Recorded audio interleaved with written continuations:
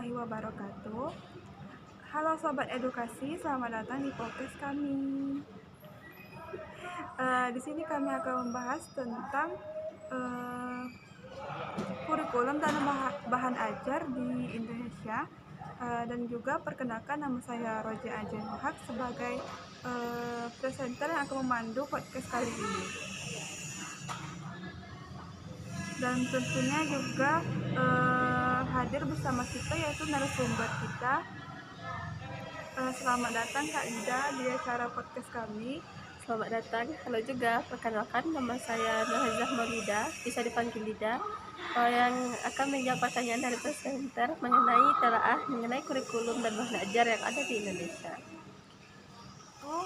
Bisa Kak Ida jelaskan bagaimana kurikulum di Indonesia itu dari masa ke masa?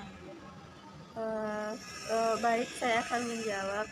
Tentunya perubahan kurikulum ini disesuaikan dengan perkembangan zamannya dan mengalami beberapa rintangan pada setiap kurikulum yang diganti.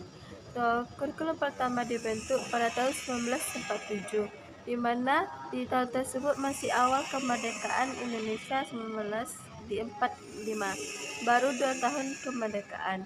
Maka kurikulum ini lebih menekankan kepada mencintai kebangsaan Indonesia itu sendiri. Lalu dilanjut dengan pembentukan kurikulum pada tahun 1952, di mana di sini telah lebih merinci apa saja yang akan diajarkan oleh guru selama di kelas. Masuk pada era reformasi, yaitu tahun 2004, di mana kurikulum ini disempurnakan nantinya di tahun 2006.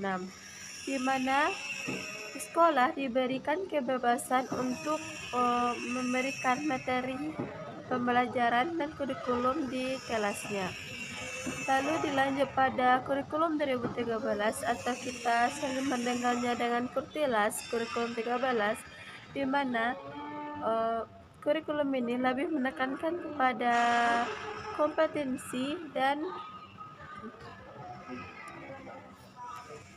selanjutnya, pada tahun 2013 dibuat lagi kurikulum, yaitu kurikulum 13 atau dengan istilah Kurtilas.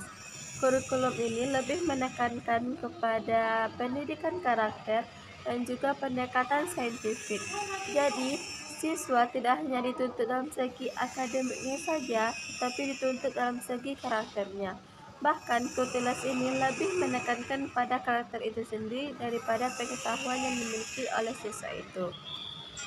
Dan kurikulum terbaru yang dibentuk pada masa Menteri Pendidikan Nadiem Makarim yaitu kurikulum Merdeka, di mana ini lebih berbasis nantinya pada proyek, di mana siswa nantinya akan diberikan pembelajaran secara nyata.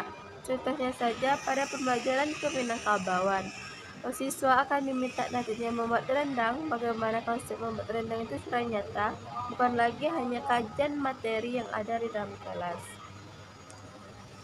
Wah, menarik sekali ya Kak. Jadi bisa kita lihat bahwa perubahan kurikulum sangat dipengaruhi oleh kondisi zaman dan kebutuhan pendidikan nasional. Baik Alida, selanjutnya kita akan menanyakan apa saja landasan kurikulum itu dari masa ke masa. Tentunya landasan kurikulum ini adalah hal yang terpenting dalam pembuatan kurikulum, karena ini merupakan landasan awalnya atau penyusunannya dalam pembuatan kurikulum. Baik, landasannya itu ada 4 diantaranya, yaitu pertama itu landasan filosofis, merupakan kayak seperti Pancasila sebagai pandangan hidup bangsa. Yang kedua, landasan psikologis. Pada kurikulum sekarang lebih menekankan pada psikomotor, afektif, dan kognitif. Jadi penilaiannya dibagi menjadi 3 bagian: afektifnya, psikomotornya, dan kognitifnya. Selanjutnya, landasan sosiologis, di mana kurikulum dibuat berdasarkan dengan kebutuhan masyarakat pada saat itu dan perkembangan zaman. Yang keempat itu landasan yuridis, di mana kurikulum juga memperhatikan atau menyesuaikan dengan undang-undang pendidikan nasional dan juga peraturan pemerintahan. Jadi, kurikulum dibuat bukan hanya asal dibuat saja, tetapi harus memperhatikan ketiga landasan tersebut: landasan filosofis, landasan yuridis, landasan sosiologis, dan landasan psikologisnya. Jadi kurikulum itu bukan hanya soal materi tetapi juga nilai, hukum, dan juga perkembangan peserta didik itu sendiri. Dalam pembuatan atau penyusunan dari kurikulum tersebut harus memperhatikan 4 landasan yang dijelaskan tadi, seperti landasan filosofisnya, landasan yuridisnya, landasan psikologis, dan landasan sosiologisnya. Jadi jangan sampai kita asal membuat kurikulumnya saja. Penyusunan kurikulum ini juga memperhatikan perkembangan dari masa ke masa. Contohnya saja, seperti dulu lebih memfokuskan pada teacher center, di mana guru yang menjelaskan dan siswa hanya sekedar mendengarkan. Sekarang lebih memperhatikan siswanya, yaitu student center, di mana siswalah yang berperan penting yang aktif dalam proses pembelajaran tersebut. Nah, jadi kurikulum itu bukan hanya soal materi tetapi juga nilai, hukum, dan juga perkembangan peserta didik ya Kak Lida. Iya, bener banget. Selanjutnya nih Kak Lida, untuk pertanyaan yang ketiga, saya mau nanya nih, apa sebenarnya tujuan dan manfaat dari kurikulum itu sendiri? Tentunya dalam pembuatan kurikulum yang telah memperhatikan 4 landasan yang dijelaskan di awal tadi, memiliki tujuan yang jelas untuk akhirnya. Tujuan utamanya tentu saja memberikan pedoman kepada peserta didik, kepada guru, dan kepada pemerintahan untuk memperhatikan kurikulumnya. Bagi peserta didik, hal ini membantu meningkatkan 3 hal, yaitu aspek kognitifnya, afektifnya, dan psikomotornya. Selanjutnya, bagi guru, hal ini dapat menjadi perencanaan bagaimana nantinya dalam pembentukan bahan ajar dan bagaimana skema atau struktur dalam pembuatan penilaian. Dan bagi kepala sekolah dan bagi pemerintahan, hal ini mendapat menjadi acuan dalam pembuatan peraturan ke depannya. Jika ditanya manfaatnya, telah dijelaskan sebelumnya mengenai landasan dan tujuannya, maka manfaat dari pembuatan kurikulum ini adalah agar nantinya pembuatan struktur ini dapat lebih terarah, terstruktur, dan relevan dengan kehidupan kita pada saat ini. Jadi, kurikulum harus memperhatikan di masa mana dia dibuat. Manfaat dari pembuatan kurikulum tersebut agar nantinya lebih terstruktur, tersusun rapi, dan relevan dengan kehidupan kita.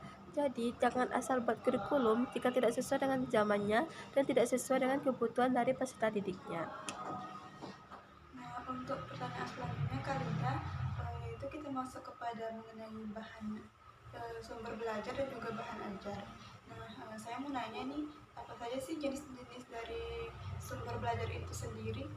Tentunya jenis-jenis dari sumber belajar ini memiliki beberapa sumbernya ya. Antaranya itu dari manusia, seperti guru dan narasumber. Yang kedua, seperti di bahan cetak, contohnya buku-buku pembelajaran yang dipakai oleh siswa saat ini. Selanjutnya yaitu dari media digital yang contohnya kita lakukan pada saat ini yaitu media podcast. Selanjutnya sumber pembelajaran itu dapat berupa dari lingkungan, baik itu lingkungan alam maupun lingkungan sosial. Selanjutnya juga dari media cetak seperti video pembelajaran. Dan bahan ajar itu adalah susunan pembelajaran secara sistematis. Sedangkan bahan ajar adalah susunan materi yang tersusun secara sistematis. seperti handout, LKPD, dan bahan ajar cetak lainnya. Jadi seperti itu yang Kalida, artinya pembelajaran itu tidak hanya terpaku pada buku teks saja ya. Iya, masih banyak sumber bahan ajar lainnya. Oke, baik. Baik, Kalida, kita masuk pada pertanyaan selanjutnya, yaitu menurut Kalida apa saja kebutuhan utama bahan ajar itu yang ideal? Tentunya bahan ajar yang ideal itu harus sesuai dengan kurikulum yang digunakan pada tahun itu dan juga capaian pembelajarannya. Selain itu juga, pembelajaran harus sesuai dengan karakteristik dari peserta didiknya. Jadi, kita tidak bisa menggunakan karakteristik peserta didik yang tahun-tahun sebelumnya dengan tahun-tahun sekarang. Tentunya mereka mengalami beberapa perubahan sikap. Selain itu, pembelajaran harus menarik, di mana mahasiswa sekarang sangat menyukai pelajaran yang menarik, maka media sangat dibutuhkan pada saat pembelajaran saat ini. Selain itu, pembelajaran harus sesuai dengan harus fleksibel juga. Jadi seperti itu ya Kak. Iya, maka guru harus dapat memperhatikan hal-hal ini untuk membuat bahan ajar yang sesuai dengan kebutuhan siswanya. Baik. Selanjutnya nih Kak Lida, untuk pertanyaannya, menurut Kak Lida, apa saja permasalahan terbesar untuk bahan ajar di Indonesia itu sendiri? Tentunya Indonesia masih mengalami beberapa permasalahan terkait bahan ajar ini. Seperti yang pertama, yaitu pembelajaran terlalu teoritis. Sedangkan kita tahu bahwa siswa sekarang lebih tertarik pada pembelajaran yang berbasis media, di mana mereka dapat melakukannya secara langsung atau action. Karena sekarang tuh lebih berfokus pada student center, bukan lagi teacher center. Jadi siswa harus jadi senternya dalam pembelajaran. Permasalahan selanjutnya yaitu akses teknologi yang kurang, karena masih ada beberapa sekolah yang masih tidak mengizinkan siswanya untuk menggunakan teknologi. Selain itu juga adanya akses berupa kurangnya sinyal di daerah tersebut, seperti di daerah 3T. Selanjutnya juga seperti pembelajaran terlalu Selanjutnya yaitu pembelajaran yang terlalu bergantung pada buku teks. Jadinya nantinya siswa menjadi bosan terhadap pembelajaran yang kita lakukan di dalam kelas. Selanjutnya juga yaitu guru kurang mengembangkan bahan ajar yang menarik. Sedangkan siswa sekarang seperti yang kita tahu bahwa mereka sangat minim literasinya, maka dicari hal-hal lain yang membuat mereka menjadi paham terhadap pembelajaran pada saat ini. Nah, untuk pertanyaan terakhir nih Kak Lida, sebagai penutup materinya, apa saja sih solusi agar bahan ajar di Indonesia itu lebih menarik? Ada beberapa solusinya ya. Yang pertama, guru harus lebih kreatif dan inovatif, di mana guru harus memperhatikan bagaimana pembuatan dalam bahan ajarnya. Jadi, agar siswa tidak monoton pada saat pembelajaran, guru harus bisa sekreatif mungkin dalam pembuatan bahan ajarnya. Solusi selanjutnya yaitu penggunaan teknologi. Jadi, guru nantinya dapat menggunakan teknologi-teknologi yang ada dalam pembelajaran. Selanjutnya juga, solusi selanjutnya yaitu guru dapat mengaitkan pembelajaran dengan kehidupan nyata. Jadi, agar siswa tidak menangkapnya secara mengambang di pikirannya saja, tapi dia dapat melihat contoh nyatanya dalam kehidupan sehari-hari. Solusi berikutnya yaitu guru harus dapat menggunakan proyek seperti dalam kurikulum Merdeka, di mana siswa dapat melakukan secara langsung aksi-aksinya dalam kehidupan nyata. Jadi bukan hanya teori di dalam kelas saja, tetapi dia dapat mempraktikkannya secara langsung dan bahkan juga bisa terjun langsung ke masyarakat. Terima kasih atas penjelasannya Kak Lida yang sangat luar biasa. Semoga pembahasan kita pada podcast kali ini bisa menambah wawasan teman-teman yang di luar sana. Terima kasih kembali. Semoga apa yang saya sampaikan pada podcast kali ini juga dapat bermanfaat bagi orang banyak.